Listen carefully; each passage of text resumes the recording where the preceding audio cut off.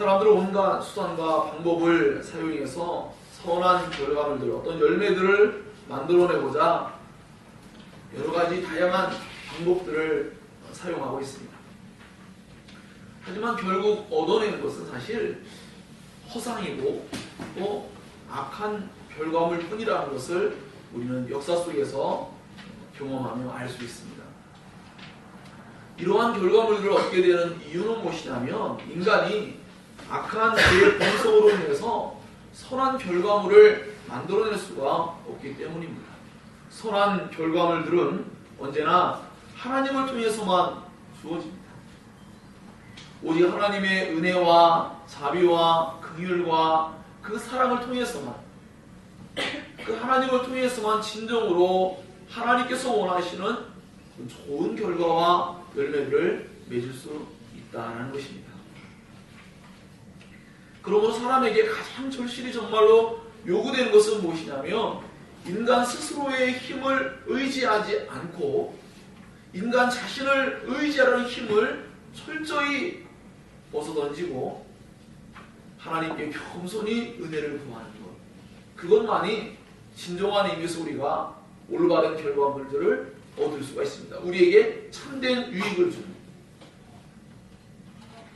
그렇기 때문에 우리는 오늘 말씀을 통하여서 인간의 종교적인 행위를 통해서 만들어내는 부스러기와 같은 종교적인 어떠한 감흥 또는 일시적인 즐거움, 만족, 이러한 것들이 아니라, 이러한 것들을 부추겨주는 그러한 것들이 아니라 하나님께서 우리의 내면을 살피고 우리의 삶을 보셨을 때에 열매가 있는, 하나님 나라에 들어갈 수 있는 그 새싹이 보이는 그러한 우리의 신앙이 되기를 원하는 것입니다. 그것은 남에게 보여주기 위한 어떤 것으로도 되지 아니하고 이것은 우리 인간의 그 어떤 힘으로도 되지 않습니다. 그러나 우리가 하나님을 의지할 때, 하나님께 간구할 때 하나님께서 우리에게 그것을 할 수 있도록 은혜를 주시는 것이죠. 그러므로 우리는 오늘 이 말씀을 통해서 이런 열매 없는 자들의 심판을 엄중하게 나타낸 이 무화과나무가 뿌리째 마른 이 사건을 통하여서 하나님께서 우리에게 열매 맺기를 원하신다는 것을 또한 함께 배워갈 수 있기를 원하는 것입니다. 그래서 우리는 오늘 겸손히 하나님을 구하고 하나님을 참되게 믿어야 하는 오늘 말씀을 통해서 함께 살피려고 합니다. 자, 첫 번째는 무화과를 저주하신 예수님에 대해서 좀 살펴보고자 합니다. 입만 무성한 무화과에 대해서 예수님이 저주하셨습니다. 심판을 하신 것이죠. 성전에 들어가셨다가 나오셔서 이제 이튿날 되었습니다. 월요일이죠. 예수님과 제자들이 베다니에서 나왔습니다. 예루살렘으로 가는 길이었어요. 그때에 예수께서 배가 고프셨습니다. 멀리 바라보니까 잎사귀가 무성한 그런 무화과 나무가 있는 것이에요. 그래서 혹시 그 무화과 나무에 그렇다면 열매가 있지 않을까 하고서는 그 무화과 나무에게로 가까이 가서 보았습니다. 그런데 가서 보니까 아무런 열매가 없어요. 잎사귀 외에는 아무런 열매가 없는 것이죠. 이것은 성경에서 말한 바와 같이 무화과의 때가 아니라고 말하고 있습니다. 이 의미는 무엇이냐면 사실 이때에 열매가 맺지 않는 것은 당연해요. 그런데 이것 때문에 저주를 받게 되는 이유는 무엇이냐면 잎만 무성하다라는 것은 열매가 있을 것을 기대하게 만드는 어떤 일이 발생했다는 거예요. 그런데 아무런 그 무화과 열매를 얻을 만한 새싹조차 아무것도 없는 정말로 잎만 있는 그런 상태를 보고서 예수님이 이제 우리가 좀 있으면 살펴보겠지만 성전에 들어가서 하나님께 기도해야 될 거룩한 성전에서 헛된 일에 빠져있는 사람들의 모습을 바라보며 그 성전을 정결하게 하시고 하나님께서 원하신 열매를 맺지 않는 자들이 받을 심판을 이 무화과 나무를 통해서 예고적으로 보여주고 있다는 것을 예수님이 이제 가르쳐 주시고자 하는 것이죠.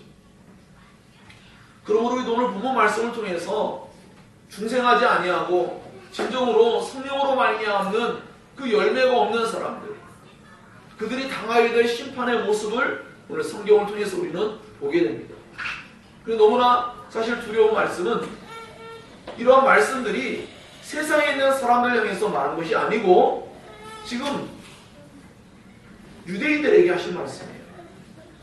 유대교를 통하여서 하나님을 섬긴다고 하는 그들을 향해서 예수께서 나타내 보이신 그러한 모습입니다. 그렇기 때문에 우리 역시도 우리가 정말 하나님 앞에 올바른 열매 맺는 진정한 하나님의 구원받은 백성이라는 그 의미를 오늘 말씀을 통해서 바르게 알고자 한다면 우리에게 반드시 회개의 열매가 나타나야 하고 우리에게 하나님께서 원하시는 믿음과 또 하나님을 간구하는 마음, 다른 사람에 대한 용서할 수 있는 관용한 태도, 이와 같은 열매들이 나타나야 되는 것이죠. 이건 좀 더 집약하자면 하나님을 사랑하고 이웃을 사랑하는 그 사랑의 열매, 이것이 있어야 한다는 것입니다. 만약에 이것이 없다면 그것은 아무 쓸모가 없는 그러한 불에 태워 던져버려야 하는 요한복음 15장에 나타난 바와 같은 그런 포도나무와 가지 비유 속에 나오는 그런 아무 쓸모없는 존재가 된다라는 것을 오늘 성경을 통해서 알아가고자 하는 것이죠. 자, 무화과 나무는 보통 가을에 그 잎이 떨어지고 봄이나 이르면 늦은 3월달에서 4월 초에 잎이 자라기 시작합니다. 예수께서 6월절에 가셨으니까 3, 4월 이때 가신 거예요. 그래서 열매가 많이 맺어지긴다면 이른 열매는 6월달에 맺어집니다. 6월달에 맺혀지고 늦은 열매는 8월 말에서 10월까지도 이렇게 열매를 맺힌다고 합니다. 예수께서 예루살렘 성에 입성한 때가 6월절이기 때문에 3, 4월이죠. 이때는 열매는 아니지만 어떠한 새싹이 발견되어야 돼요. 좀 있으면 이제 열매가 맺어지기 위한 하나의 그 전조로서 작은 싹이 나야 되는데 아무 곳이 없는 거예요. 이 이야기는 무엇이냐면 당시에 가난한 사람들이라든지 나그네들이 그 무화과 나무가 이른 거지만 아직 먹기에 좀 부족하지만 그런 것을 따먹기도 했습니다. 그랬는데 이 잎이 무성한 무화과 나무를 바라보니까 당연히 그런 것이 있겠지, 배가 너무 고프니까 그것을 먹을 수 있을 거야 라는 기대감을 가지고 갔지만 정말로 아무것도 없는, 그저 잎만 무성하게 자라있는 모습을 무화과 나무가 가지고 있기 때문에 예수님이 그 무화과 나무가 마치 유대교인들 하나님을 섬긴다고 겉으로 외양을 잘 꾸미고 성전을 크게 짓고 여러가지 다양한 의식과 행사를 진행하고 있지만 하나님과의 올바른 관계가 형성되어 있지 않고 어떤 종교적인 행위에만 몰두해 있는 그런 잘못된 모습, 입만 무성하게 만들었지만 정말 진정으로 마땅히 그들이 갖추어야 될, 그들이 마땅히 하나님과 맺어야 될 올바른 관계가 형성되어 있지 않은 그 모습을 이 무화과나무가 그대로 반영해서 보여주고 있는 모습입니다. 그렇기 때문에 예수님은 이 무화과나무를 심판하시고 저주하신 것입니다. 아무런 먹을 것이 없기 때문에 예수님은 이제로부터 영원토록 사람이 내게서 열매를 따먹지 못하리라 라고 말씀하셨어요. 그리고 이것은 조금 있으면 나타나겠지만 성전을 강도의 소굴로 만들어버린 유대인들 그리고 유대인 지도자들, 그들에 대한 심판을 예고하고 보여주는 그런 내용이라는 것이죠.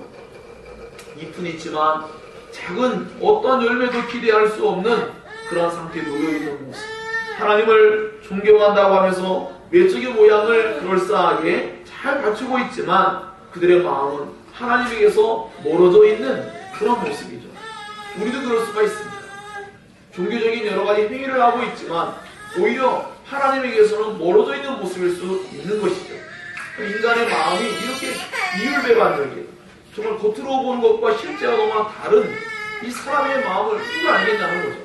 하나님만이 아시는데 이 사람의 잘못된 부분들을 주님이 들춰내신 것은 제자들에게 너희는 열매 맺는 백성이 되어야 한다는 것을 알려주시고자 하는 의도가 있는 것이죠. 예수님은 그래서 이와 같이 잘못된 유대교적인 어떤 의식에 빠져있고 또한 율법주의적인 거짓된 위선에 빠져있는 그들이 이제 심판받게 될 것을 분명하게 지금 나타내 보이고 있는 것입니다. 이 말씀을 제자들이 들었다라고 성경이 기록하고 있어요. 네, 무엇이죠? 제자들이 이런 말씀을 듣고 하나님의 심판이 이루어진다라는 것을 지금 배워가고 있다는 거죠.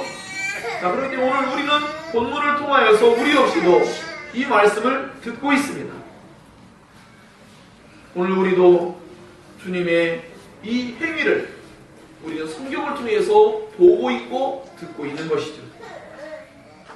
그러므로 우리는 혹시 입만 무성하게 만들고 있는 잘못된 신앙을 하고 있지는 않은지 우리 자신을 돌아보아야 합니다. 겉모양, 즉 종교적인 의식행위를 세련되고 또 화려하게 잘 꾸민다 할지라도 하나님과의 관계가 올바르지 아니하다면 그 모든 것들은 하나님 앞에서 아무런 가치가 없는 것이 되고 맙니다. 이제 조금 있으면 다음 주면 성탄절입니다. 많은 곳에서 화려한 불빛을 만들어내고 또 여러가지 교회에서도 행사를 준비합니다. 정말 세상에서 더 떠들썩하고 요란하게 돈을 벌 수 있는 좋은 기회다 싶어서 수많은 일들이 벌어지고 있습니다. 성탄절의 진정한 의미는 교회에서조차 찾기 어려울 정도로 산타 할아버지가 교회 안에 들어오고 또 그때는 불이웃을 돕는 어떠한 때인 것 마냥 생각하기도 합니다. 그날이 성탄, 거룩한 탄생인 것은 바로 예수님의 탄생이기 때문이죠. 하나님의 아들이신 예수님이 이 땅에 오신 날이기 때문입니다. 우리의 구원자로 오셨고 우리를 위해 죽기 위해 오신 하나님이 인간이 되신 그런 놀라운 날이죠. 그런데 이러한 날조차 우리가 어떠한 행사를 잘 치러낼 수는 있습니다.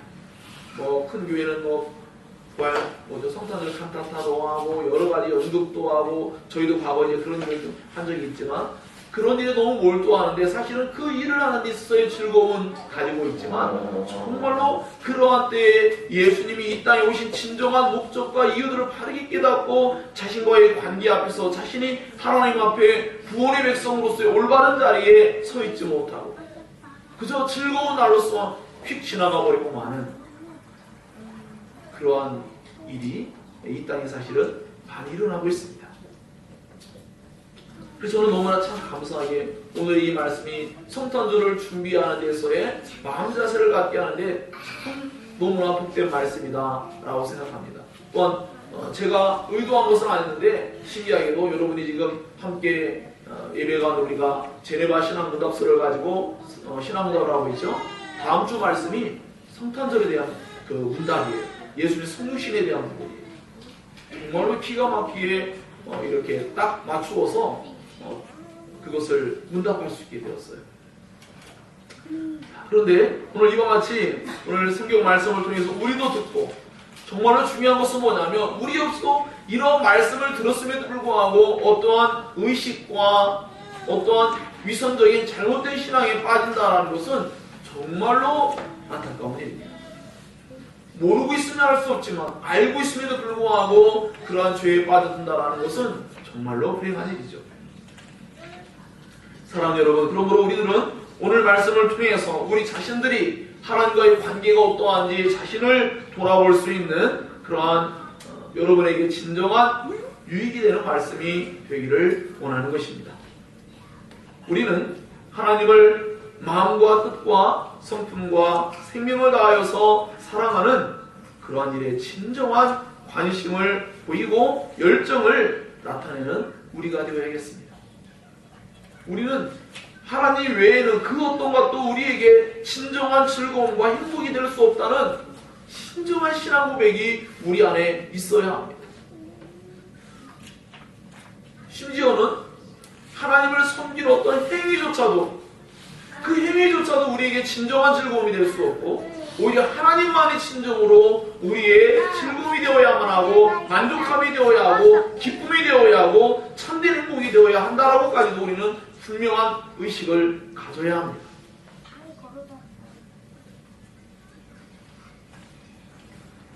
그럴 때 우리는 오늘 이 본문의 말씀의 의미를 신정으로 이해를 하게 된 것입니다. 우리 모두가 이 본문 말씀을 통하여서 하나님께로 돌아가고 하나님의 뜻을 깨닫고 하나님께서 원하시는 열매 맺는 그러한 하나님의 참된 백성으로서의 삶을 우리가 함께 살아낼 수 있기를 원하는 것입니다. 두 번째는 성전을 정결하게 하신 예수님에 대해서 살펴보면 예수께서 성전에 들어가셔서 사람들을 비난하십니다.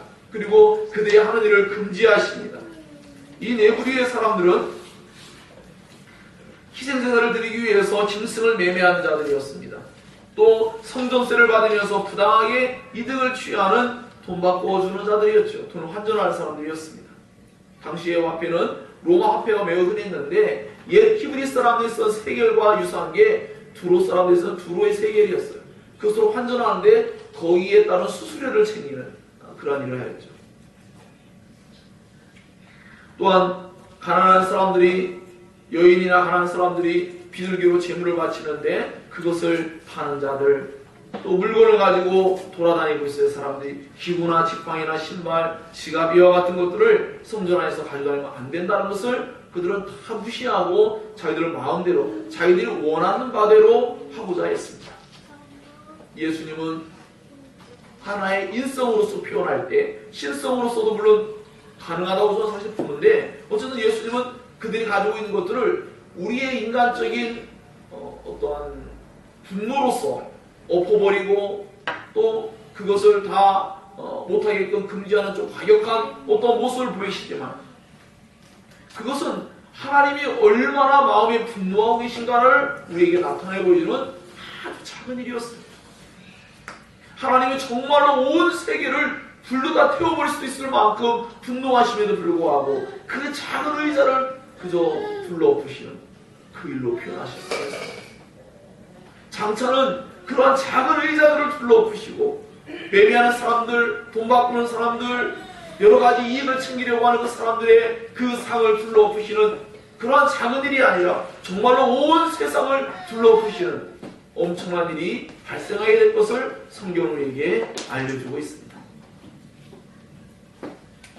사람들은 성전의 본래 목적을 망각했습니다. 예수는 이사야 56장 7절을 인용해서 내 집은 만민이 기도하는 집이다 라고 말씀했습니다. 또 예레미야 7장 11절을 인용하시면서 하나님의 성전이 강도의 소굴이 되었다 하면서 한탄하십니다.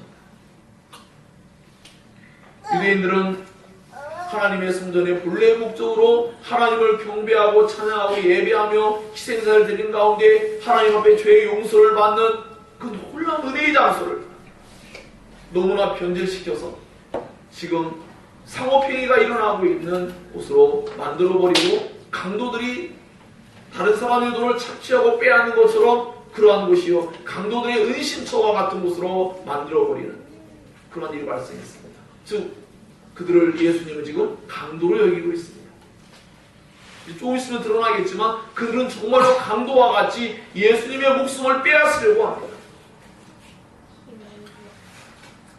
어찌 보면 조금 아까 말씀드린 것 같이 상을 둘러엎고 강도라고 표현하는 것이 과격해 보이는 하지만 그것은 하나님의 심판을 생각할 때는 정말로 하나님께서 온유하게 대하시고 정말로 부드럽게 말씀하신 것이라고 저는 생각이 됩니다. 종교 지도자들은 진정으로 강도와 같았죠. 강도들은 공개적으로 또 협박과 폭력을 행사한다면 도적들은 교활하고 은밀하게 그렇게 행동하였습니다. 돈자루에든 헌금함에서 손을 대었던 가룟 유다가 도적이었다. 선한 사마리아인의 비유속에 나타나서 여행자의 소유물을 탈취하고 거의 죽어갈 정도로 때를 핀 자들은 강도들이었죠. 하나님의 보호와 하나님의 은혜를 간구해야 될 성전이 강도들의 은신처요 그 소굴로 전락한 모습은 유대교의 민낯과도 같은 것이었습니다. 종교적인 화려한 의식의 화장을 지우고 진정한 참된 신앙의 민낯을 드러낼 때 과연 유대인뿐 아니라 오늘 우리는 어떤 모습을 가지고 있는지 우리는 한번 생각해 보아야 하는 것입니다.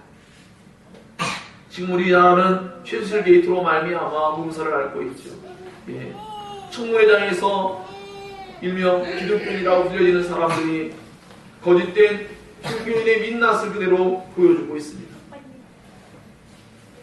우리는 그러한 모습 속에서 무화과 나무의 작은 새싹조차도 나지 않은 것 같이 아무런 열매가 없는 하나님의 심판을 당할 강도들은 아니었을까라고 우리는 생각해 볼 수도 있는 것입니다. 이제 우리는 오늘 말씀을 통해서 겸손하게 자신을 돌아보고 모든 어리석음과 악한 일들로부터 돌이켜 하나님께로 돌아가야만 합니다. 하나님께로 돌아가야만 열매를 맺을 수 있습니다. 하나님께로 돌아가지 아니하면 우리는 스스로의 힘으로 열매를 맺을 수가 없는 법입니다. 예수님의 책망을 들은 대제사장과 서기관들은 예수님을 어떻게 죽일까 그들은 악한 꾀를 내었습니다. 그들은 회개의 열매를 맺지 못하는 입만 무성한 무화과 나무와 같았습니다. 그들이 맺는 열매는 강도의 열매였을 뿐입니다. 그들은 자신들의 죄를 고발하시는 예수님의 목숨을 빼앗으려고 하고 있습니다. 과연 예수님뿐이었겠습니까? 그들의 눈에 가시와 같이 무언가를 누군가 행동하였다면 그들의 목숨을 빼앗을 겁니다. 또 누가 그랬죠? 세례 요한도 그렇게 목숨을 빼앗겼습니다. 하나님께 올바른 예배가 드려지지 않을 때에 살인의 계획이 세워지는 것을 성경은 말하고 있습니다. 하나님께 제사가 거부된 후에 가인이 자기 동생 아벨을 죽인 사건을 기억해 보십시오. 사랑하는 여러분, 우리는 예배가 맞춰질 때에 하나님의 말씀을 통해서 찔림을 받기도 합니다. 우린 예배가 맞춰질 때 과연 어떤 마음이 드는지 자신의 마음을 한번 살펴보시기 바랍니다. 예배가 맞춰질 때에 하나님께 대하여 사람에 대하여 우리는 어떠한 생각의 변화가 일어나고 있는지 우리 자신의 내면을 겸손하게 돌아볼 수 있어야 합니다. 세 번째는 기도를 가르치신 예수님입니다. 예수님은 기도 가운데서 믿음의 열매 또한 기도와 또한 용서의 열매가 맺어지기를 원하셨어요. 그리고 그 모든 것들 속에는 사실은 사랑이 다 녹아들어 있죠. 이제 어느새 상황은 화요일날로 바뀌었습니다. 아침에 지나갈 때에 제자들은 놀라운 광경을 목격하게 됩니다. 무화과 나무가 뿌리째 마른 것이었습니다. 사람들은 예수님의 이 말씀이 여전히 겉으로는 보이지 않는 무화과 나무에게 예수께서 말씀하셨을 때 무화과 나무는 멀쩡했습니다. 아무런 해가 주어지지 않았다고 생각했습니다. 이 일은 과거에 우리가 집의 구조물을 뜯어내고 침상째 중풍병자를 달아낸 사람들과 그 중풍병자에게 예수께서 죄를 사하는 것이 쉽겠느냐 아니면은 중풍병자가 일어나서 자기의 상을 들고 걸어가는 것이 쉽겠느냐라고 할 때 사람들은 누구나 다 말로만 하는 죄를 사함받는 것이 쉬울 것이라는 거였습니다. 그러나 주님은 죄를 사함받는 일이 더 어려운 일이라고 말씀했습니다. 사람들이 보기에는 전혀 일어나지 못할 것만 같은 중풍병자가 일어나서 자기가 누웠던 상을 들고 일어나서 간다는 게 이것은 정말 불가능한 일처럼 여겼지만 그러나 예수님의 입장에서는 죄를 사함받는 그 일이 더 어려움임을 주님은 말씀하시고 그 죄 사함의 은혜를 이 땅에서도 행사하시는 걸 그에게 나타내 보여주셨습니다. 그 일의 결과물로 그는 정말로 상을 들고 일어나서 걸어가게 되었습니다. 오늘 주께서 하신 말씀도 무화과 나무에게 저주하신 그 말씀이 실제로 드러났습니다.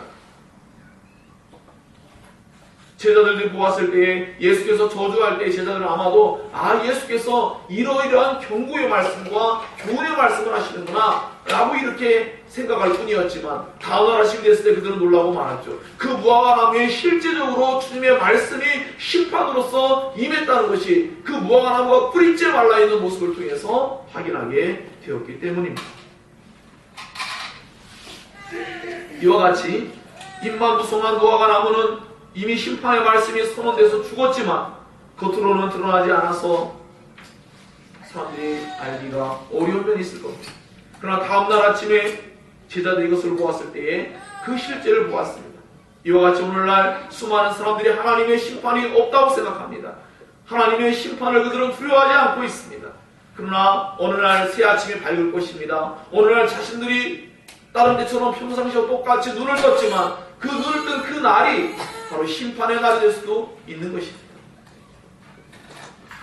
그러므로 우리는 하나님의 심판이 눈에 보이지 않는다고 결코 가볍게 여겨서는 안 되는 것입니다.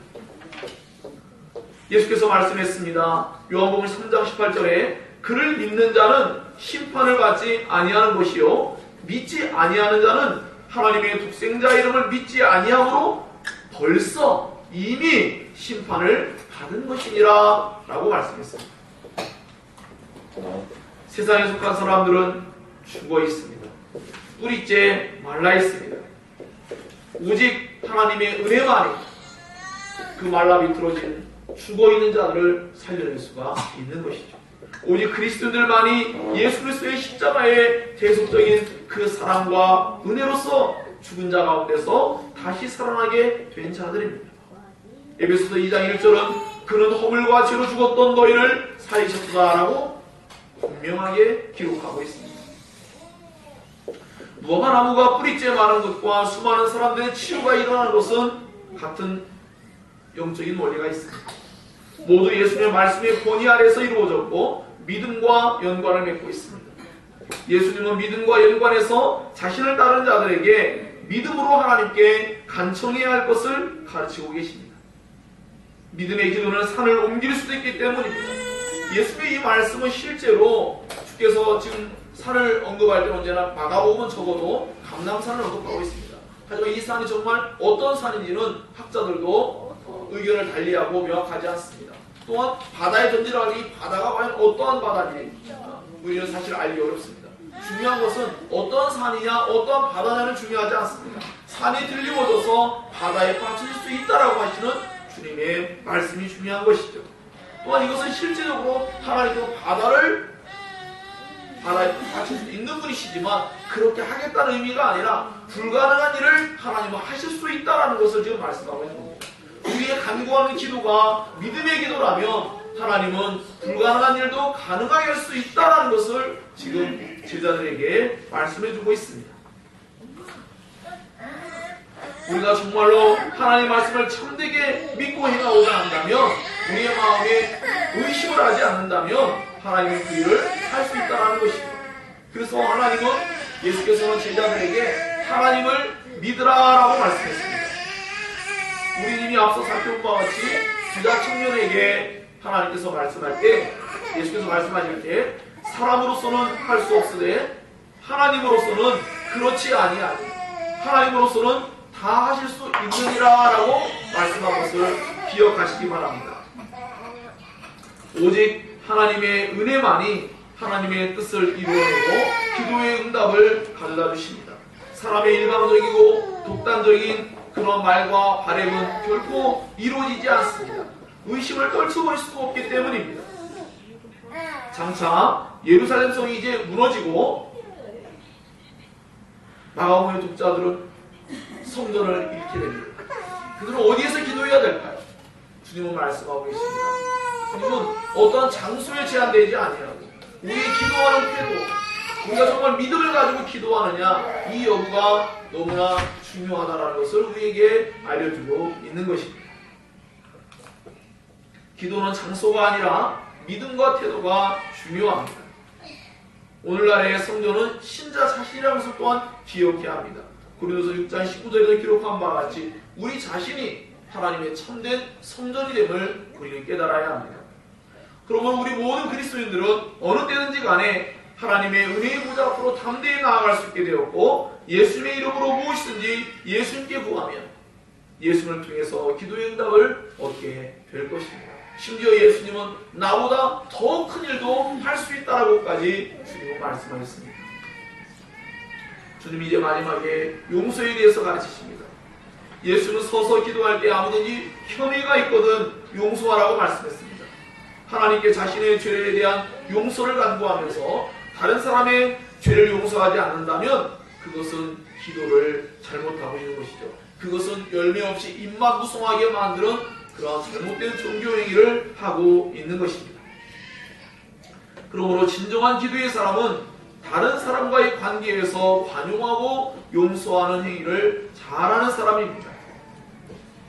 그것이 하나님의 뜻이며 하나님과 교통한 사람의 특징이기 때문입니다. 그러므로 기도를 많이 하는 그 영적인 사람들은 그 자신의 보이지 않는 영적인 힘을 나타내 보인다면 그것은 다른 사람에 대한 용서로서 드러나게 될 것입니다. 그렇지 않다면 입만 무성한 무화과나무와 같이 용서의 열매가 없는 하나님께 심판받을 강도에 불과할 뿐인 것입니다. 1만 달란트 빚진 자와 100타네를 얻은 빚진 자의 비율을 우리는 생각해 보면서 하나님께서 우리에게 베푸신 은혜를 우리는 생각하면서 다른 사람의 죄와 다른 사람의 잘못을 용서하지 못할 것이 없다는 것을 우리 또한 기억해야 합니다. 그리고 우리는 마지막으로 야고보 사도의 말씀에 귀를 기울여야 합니다. 오직 위로부터 난 지혜는 첫째 성결하고 화평하고 관용하고 양순하며 긍휼과 선한 열매가 가득하고 편견과 거짓이 없나니 화평하게 하는 자들은 화평으로 심어 의의 열매를 거두니라 라고 야고보서 3장 17절 18절은 기록하고 있습니다.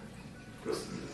정말로 우리가 하나님과의 진정한 교통이 있고 올바른 관계를 맺고 있다면, 올바른 신앙을 하고 있다면 우리는 그것을 다른 사람에게 관용을 통해서 나타내고 용서를 통해서 나타낼 순간을 되어야 하고 그것이 곧 우리의 신앙의 열매라고 볼 수가 있는 것입니다. 결론을 맺겠습니다. 예수님은 우리가 열매 맺기를 원하신다는 것입니다. 물론 이 속에는 본문의 말씀 속에는 하나님의 심판이 엄중하고 분명하게 주어진다는 분명한 메시지도 있습니다. 뿐만 아니라 그것은 제자들에게 열매 맺기를 정말로 원하시는 주님의 뜻을 우리가 함께 생각해 보는 것도 중요한 일이라고 생각합니다. 하나님 우리들이 열매 맺기를 원하십니다. 우리들에게 맺어지기를 원하시는 열매가 있습니다. 그것은 사랑의 열매며 하나님과 인간을 사랑하는 것입니다. 하나님께서 맺기를 원하시는 열매가 바로 그러한 것입니다. 그렇기 때문에 앞에서 성전에서 하나님께 기도하는 부분과 뒤에서 갑작스럽게 무화과나무와 연관되어서 심판과 연관되어서 그렇게 다른 사람의 죄에 대한 용서와 연관된 말씀들이 나오는 겁니다. 그렇지 않으면 본문의 말씀 이해하기가 매우 어렵습니다. 갑자기 무화과나무에 대한 심판이 나오다가 정말로 우리식으로 이야기하면 뜬금없이 갑작스럽게 예수님이 대답이라고 했는데 그 대답 속에 갑자기 기도가 나오고 그 기도 속에 남에 대한 용서가 나온다는 것은 전체적인 운명을 고려할 때에 이와 같이 진정으로 올바로 기도하는 사람들은 믿음의 기도를 해야 할 뿐만 아니라 그 믿음의 기도 속에는 하나님 우리의 죄를 사하심과 다른 사람에 대한 죄를 용서해 주어야 될 우리의 태도에 대해서 밝히고 있는 것입니다. 그러므로 하나님과 올바른 관계를 맺은 사람들은요 다른 사람과의 관계도 잘 맺는다고 생각합니다. 하나님과의 관계가 올바르게 되지 아니하면 사람과의 관계도 올바로 맺기가 매우 어렵습니다. 하나님과 관계가 올바로 맺어지면 다른 사람에 대한 관용의 사회가 나타나고 화평과 용서의 마음이 생기고 겸손의 마음이 주어지기 때문입니다. 그것이 곧 열매인 것입니다. 사랑이 없는 종교행위는 필연적으로 입만 무성하게 키우는 결과를 가져올 뿐입니다. 정작 먹을 수 있는 것은 아무것도 없는 저주받은 무화과나무와 같은 것입니다. 유대교의 율법주의적이고 위선적인 종교행위는 영적으로 굶주린 백성들의 배고픔을 전혀 해결해 주지 못했습니다. 하나님의 풍성한 은혜와 사랑을 목적으로 하지 않는다면 인간이 만들어내는 모든 종교의식들은 결코 영혼을 배부르게 할 수 없고 영혼을 메마르게 할 뿐입니다. 겉은 아름답게 장식했지만 결국 회칠한 무덤과도 같은 모습이죠. 예수께서 원하시는 열매는 이것이 아니었습니다. 예수님은 하나님의 백성들이 하나님께 늘 기도하며 즉 하나님의 은혜와 사랑을 갈망하는 가운데서 사람과의 관계 안에서 서로에 대한 용서가 잘 이루어지는 것을 원하셨습니다. 그것이 정말 예배의 목적인 것이죠. 우리는 하나님과 사람을 사랑하는 것에 온 마음을 기울이고 열심으로 행할 것을 최고의 목적으로 삼아야 합니다. 이것에서 벗어나면 결국 입만 무성하고 열매를 따먹을 수 없는 저주받은 무화과나무의 모습과 같은 것입니다. 그러므로 우리 모두가 하나님께서 기뻐하시는 열매 맺는 하나님의 백성들의 올바른 모습이기를 원한다면 우리 안에 늘 하나님과의 관계가 사람과의 관계가 어떻게 되어 있는가를 살피고 그 안에 늘 사랑이 있는가 그것을 살펴야 합니다. 하나님께 의식적인 행위를 종교의식을 잘 행한다는 것이 중요하지 않습니다. 물론 그것은 필연적으로 따라와야 할 한 요소가 될 수는 있지만 그러나 그것이 충분한 것이 아닙니다. 정말로 충분해야 될 것은 우리 안에 사랑입니다. 사랑이 있으면 나머지 모든 것을 하고도 남습니다. 그리고 우리는 그러한 일을 스스로 할 수 없기에 하나님께 은혜를 구하는 것이죠. 하나님의 집은 만민이 기도하는 집입니다. 하나님, 우리가 언제나 하나님을 향하여 기도하기를 원하십니다. 하나님께 용서받지 못할 죄는 없습니다. 용서받지 못할 죄인도 없습니다. 그리고 다른 사람을 용서해주지 않아서는 안 되는 것이죠. 하나님께 은혜를 구하는 기도는 절대적으로 필요하고, 올바른 기도는 사람을 향한 올바른 용서가 잘 시행됨으로써 신앙의 열매가 풍성하게 맺어지게 될 것입니다. 사랑하는 여러분, 우리 오늘 이 말씀이 여러분과 저 자신에게 다시금 하나님께로 돌아가는 하나의 기점이 되어서, 전환점이 되어서 자신에게 정말 하나님이 원하시는 열매가 있는, 내가 성경을 얼마나 읽고 기도를 얼마나 하고 어떤 종교적인 행위를 잘하느냐가 중요하지 않습니다. 내가 정말 하나님을 사랑하고 있느냐, 내가 다른 사람들에 대한 용서를 잘 시행하고 있느냐 라는 것을 돌아볼 때 우리 안에 하나님께서 원하신 열매가 잘 맺어지고 있는가를 볼 수가 있는 것이라고 생각됩니다. 오늘 이 말씀이 우리 모두에게 하나님께서 원하시는 열매의 그 새싹이 잘 자라나가는 그런 소중한 말씀이 되기를 주의 이름으로 축원합니다. 기도하겠습니다. 들은 말씀을 기억하면서 말씀을